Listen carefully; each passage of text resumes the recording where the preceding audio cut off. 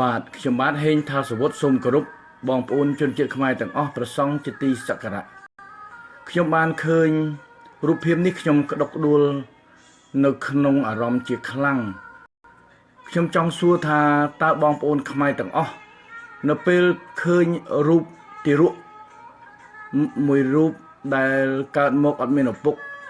ហើយមានឈ្មោះថាកែមលីវិរៈតើបងប្អូនមានអារម្មណ៍យ៉ាងណាខ្ញុំសូមធ្វើคลิปខ្លីមួយបង្ហាញទៅដល់គ្រួសារលោកឈុនលោកផ្កាយ4ជួនសវណ្ណបាទ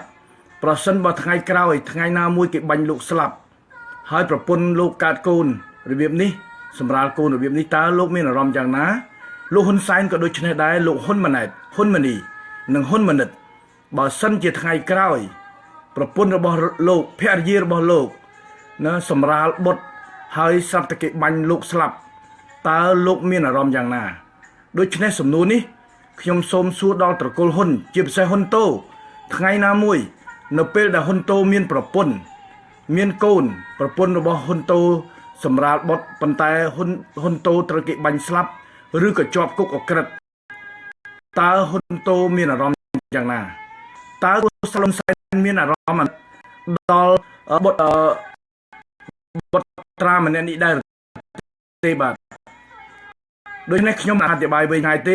គ្រាន់តែសូមឲ្យតកូនមេត្តាពិចារណាឲ្យមានបាទថ្ងៃក្រោយលោកហ៊ុនសែនក្តីហ៊ុនម៉ាណែតហ៊ុនត្រូវគេបាញ់សម្លាប់ជួនសវណ្ណត្រូវគេបាញ់សម្លាប់ពេលនោះប្រពន្ធរបស់អ្នកទាំងនោះសម្រាប់កូនតើពួកទាំងនោះមានអារម្មណ៍យ៉ាងណាគុណបាទ